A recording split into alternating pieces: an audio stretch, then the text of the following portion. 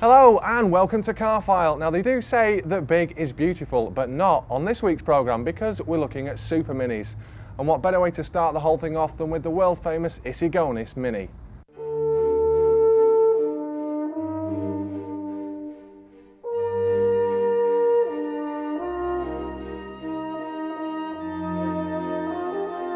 It had been many years since I'd been to Brideshead. Yet as I drove up the gravel driveway, it could have been less than a week since I saw Julia and Sebastian. Ah, yes, Sebastian, and his dear little car. Well, okay, it may not be quite that old, but nearly everybody has at least one fond memory of the Mini. Recently we mourned its passing from the Longbridge production lines, but with the new Mini looming large on the horizon, we thought it time to take a fond look at this iconic little car. The styling was a classic case of form following function. The wheels at each corner dictated a stubby appearance, the grille and headlamps framing the Mini's face, whilst the height of the bonnet was largely dictated by the engine sitting over the top of the transverse gearbox. Side on, the nose looks short, with the cabin taking up most of the silhouette in the pursuit of maximum interior space. The boot is tiny, but hinges at the bottom. Originally, the number plate hinged down as well when the boot was lowered, thus you could load cases on top of the flattened boot lid. It may not be as charming a solution, but can you imagine how the crash test would look if we adopted the old design in our modern, more safety-conscious society?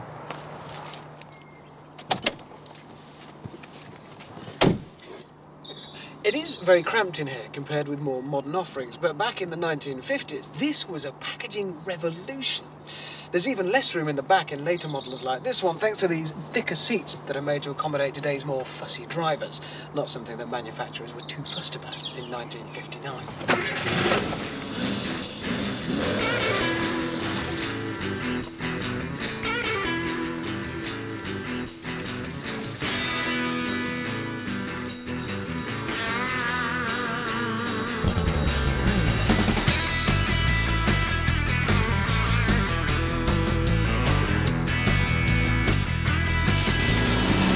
One thing the new Mini will find it hard to match is the incredible steering feel of the original model.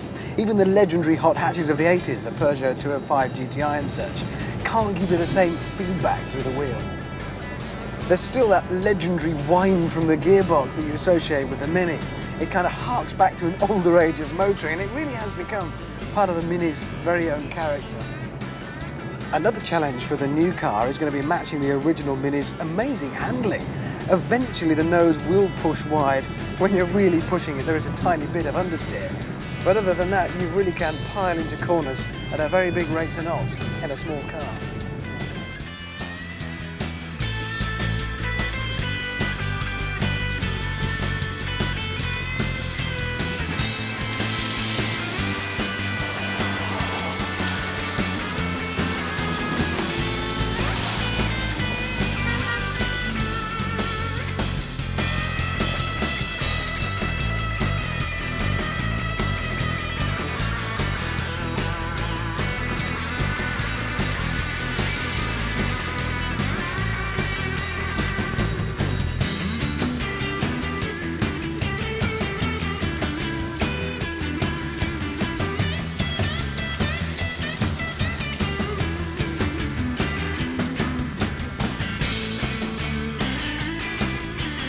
The 4-speed gearbox was deemed to hold the Mini back in the 1980s, as new rivals boasted 5 speeds.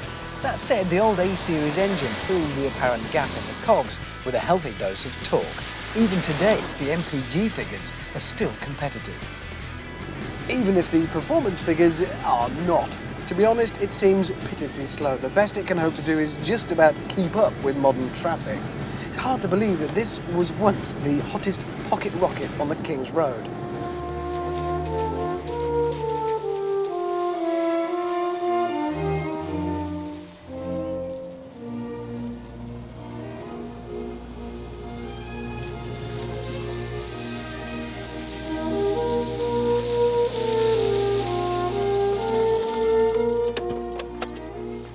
So what BMW have to do with the new Mini is recreate some of that essential charm that made the old one so special that people were prepared to overlook its obvious shortfalls in terms of space and sophistication. And if they can do that, then they could well have a real phenomenon on their hands. So, from the original Mini to one of the latest Super Minis, as Ginny Buckley checks out the Toyota Yaris. There's an old saying, small is beautiful, and as far as car buyers are concerned, that certainly seems to be the case. Small car sales now account for around 25% of all vehicles sold in Britain. That's over 500,000 cars, and Toyota want to grab a share of that action with this, the Yaris 1.3 SR. The European Car of the Year has been transformed with the arrival of a 1.3-litre 16-valve engine that packs a real punch and has transformed the Yaris into a little pocket rocket. And it isn't just a new engine that sets the SR apart. There have been subtle changes to the styling. The Yaris still towers above its rivals on the road, but now has a rear roof spoiler and is colour-coded to match the owner's choice from the 5 colours available. The suspension has been lowered to give it a more dynamic and aggressive stance, and a titanium effect grille helps to distinguish the SR from the other Yaris models. The whole look is finished off with 15-inch alloy wheels that come fitted as standard with Pirelli low-profile tyres, all very sporty. Once inside, you'll realise why so many comparisons have been made between the Yaris and the TARDIS. It's nice and compact on the outside, but it's absolutely huge inside. There's plenty of room for 4 adults, and there's even a decent amount of headroom. And you get a very sensible split folding rear seat. It's all very practical. Here in the front, you'll find that the Yaris lacks the bland, boring interior that we normally associate with Japanese cars. Okay, it is grey, but it's very well designed and at least it looks interesting. This sort of instrument panel in the middle is a fantastic idea. Everything is well laid out and it's very solid. And the little pod up here that houses the digital display, well, it might not be to everybody's taste, but I like it. The only thing to bear in mind is it can be a bit of a pain to read on a bright sunny day. But as I live in Manchester, that's not going to be a problem for me now, is it? The new 1.3 engine has many similarities to the 1-litre unit, which was recently judged the International Engine of the Year. The main shared feature between that engine and this 1.3 is the use of Toyota's VVTi technology. This intelligent variable valve timing system is usually associated with larger luxury or sports cars, and it's used to great effect in the Yaris. In fact, once you get behind the wheel, it's a surprise just how quick the 1.3 engine really does feel. It may only produce 86 brake horsepower, but it is very punchy, particularly when you get it up into the mid-range. Zipping around town in it is no problem at all, not least because you've got plenty of power to hand when you want it, but also because of the fact that the steering is very responsive and light, and it's a very easy car to manoeuvre.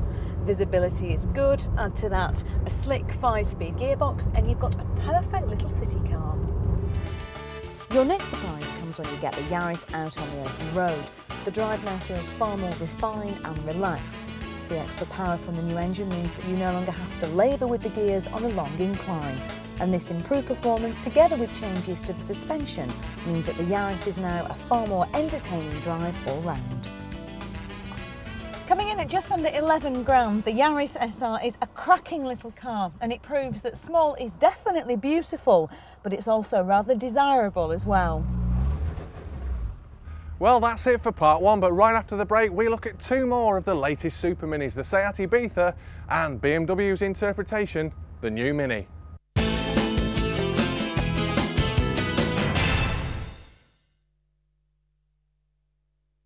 I am becoming very depressed with this weather.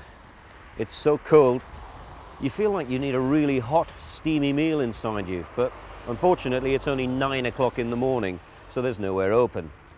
Now I think what I need is the motoring equivalent of a Vindaloo, a rather hot and steamy little number, perhaps something like this. This is the Seat Ibiza Cupra R. A little pocket rocket that simply screams, drive me very fast at you. Discreet, the Ibiza is not. In this impossible to ignore yellow, it looks like a boy racer's dream. But is it a boy racer's dream to drive? Let's find out.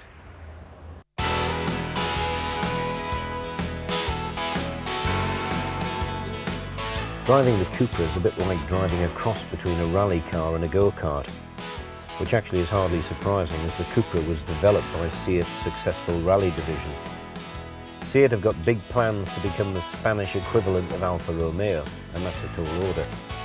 But they've underlined their intent by poaching Alfa's legendary design boss, Walter de Silva, to make Seats look the part. And you have to say he's done the business with the Ibiza. It's very sporty, but in a subtle type of way. Colour apart, that is. Inside the Ibiza, it's a clever little mix of the standard cabin, which is a pretty smart affair anyway, with lots of nice little sporty touches, starting with the very, very sporty steering wheel. I like it, it's got good grip, it's perfectly placed. Crucial ingredient for a fast little hot hatch. Love the gear lever, chrome topped, matches the colour coordination with the drilled metal pedals. Add in some nice little chrome touches around it and white back dials, and you have all the ingredients for a hot hatch. Oh, I nearly forgot the most important element, the engine. And what a cracker. It's a 1.8, 20 valve, turbocharged, 180 brake horsepower number. For the facts and figures brigade, it does 0 to 62 in the impressive time of 7.1 seconds, and all the way up to 140 miles an hour if you really want to lose your license. So, we're getting all the ingredients. We've got an engine that does the business, but what about the all-important factor with a hot hatch, handling?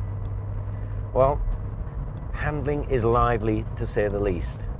This little baby reacts to any slight change in the road surface, any bump, any gradient. You get a strong feeling it's a case of concentrate, Gibson, concentrate.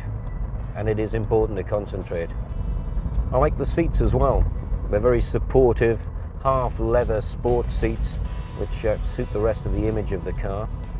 The other thing is you'll definitely not forget that you're actually in a Cupra, because all over the rather almost sober grey is the word Cupra written about 95 times.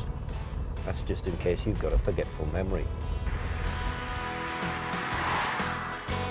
It's all quality materials inside the Ibiza, and that's hardly surprising because of course they're all Volkswagen parts.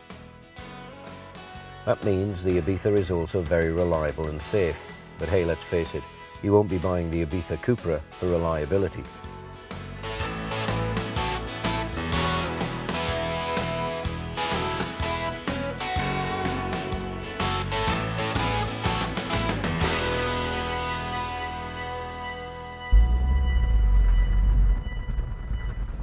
So, how does the Cupra rate on the hot curry Richter scale?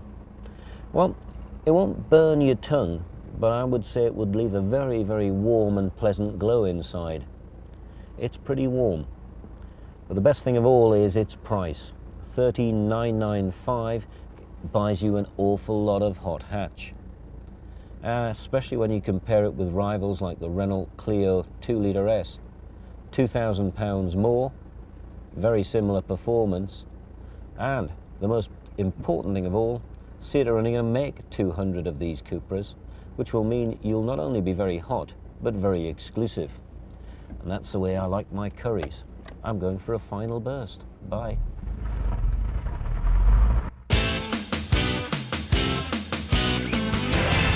Mini is a unique car. It's an icon, really.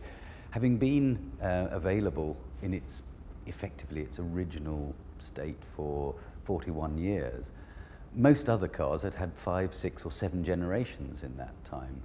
So to introduce a new Mini, a properly engineered new Mini model, it needed to have something which linked it to the Minis of the past. And in that case, the styling cues, although it's a totally different car in every respect to the Mini we all know and love, the styling cues are what gives it that link to the past. The old car always was praised for its go-kart-like abilities, if you like, its ability to stick to the road, to respond to its steering immediately. And we have aimed to retain all that character, but with the added benefits of modern suspension systems that give a much better ride, obviously such things as greater safety, an engine which is better suited to the emissions demands which are being placed on us. So the whole feeling is still of a small car, and it is still a very small car, of a small car with all that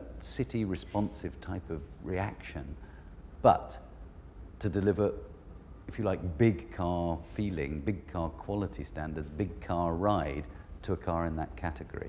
Mini is a standalone car. It's been engineered from its tyres right up to its roof to be unique and new. And it's actually very difficult to position it and say that's its natural competitor or that's its natural competitor. It isn't, as some recent car announcements have been, it isn't an existing chassis with a retro body put on it. The whole thing is entirely new. Our view is that certainly some customers will buy, some existing customers of small Super Minis will buy this car. But equally, we think its appeal could be much broader. It could, for example, attract drivers of roadsters who've had enough of top-down motoring and want that zippy feeling of a small GTI type of car, if you like, which the Mini Cooper most certainly is. So it's very difficult to pigeonhole it, and actually we don't want to pigeonhole it at this stage. We'd like to see where our customers come from. All we can say is that there is a very strong expression of interest from over 30,000 people. Well, I think we've heard enough about it now, so let's see how it drives. Here's Richard Hammond with a look at the new not-so-mini Mini. Slight problem here. You see, the thing is, we had everything set up to film the new Mini. And then we saw the size of the thing. It ain't so mini after all, it's too big, it won't fit. Over 40 years went by between Alec Isigonis penning the design for the original Mini on a paper napkin and somebody at modern-day BMW saying, hold on guys, I got a great idea. So here we are in a square in Italy. It's a piazza, Richard, it's a piazza. Oh good, Italian job jokes. All we need to do now is drive the thing. You're driving, you're not sitting in the back, and you're not having a bloody migraine. Right. The bonnet humps, the four-wheel square stance of the thing, the way there's nothing adorning the sides, it's smooth and clear, are all cues that remind us of the original 60s Mini. I feel like Twiggy. I often do that.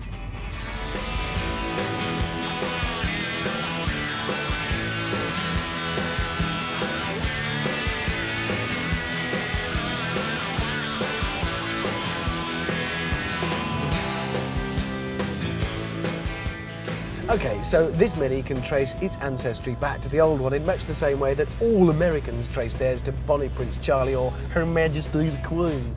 But it looks right, it looks like a Mini. It is a fantastic modern interpretation of an old design.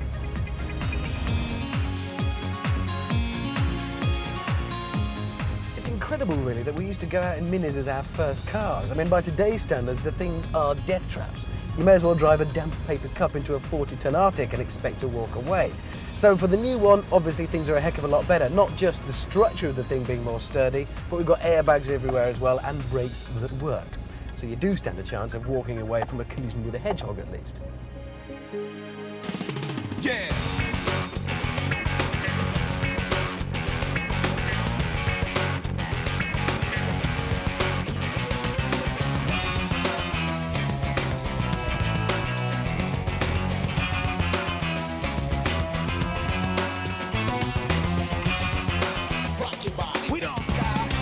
The interior is superb. Nowhere this side of an Audi TT do you get this kind of attention to detail. Everywhere, nothing is wasted. Huge dinner plate sized almost speedo in the middle harks back to the old car. A nice touch on this, the Cooper one, is mounted on the steering column. We have the rev counter. And everywhere, the steering wheel, it houses an airbag, but it still looks great. And down here, this row of toggle switches to operate the fog lights in the window look fantastic. Overall, it might look a bit nary for some tastes, but one thing, it feels very, very well put together.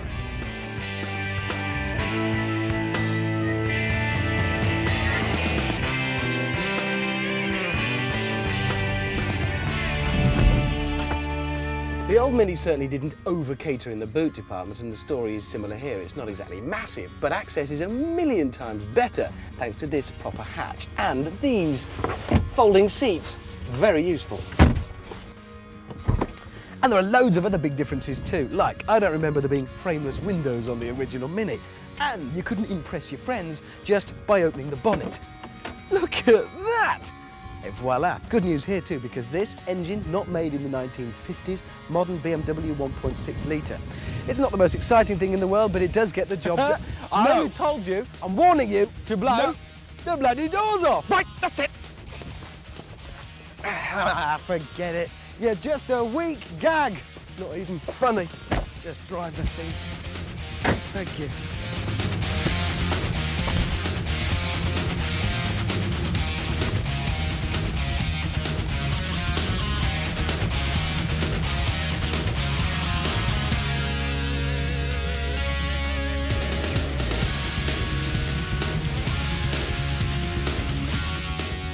Oh, yep, This is definitely a Mini. Same old ride. No, that's not true at all. It doesn't do that in the slightest. But it does feel like a Mini. You're kind of aware that it's been manufactured in. It turns in quickly like a Mini, and you can feel that 4 square studs. It still feels nippy and quick and exciting. It's a lot of fun to drive.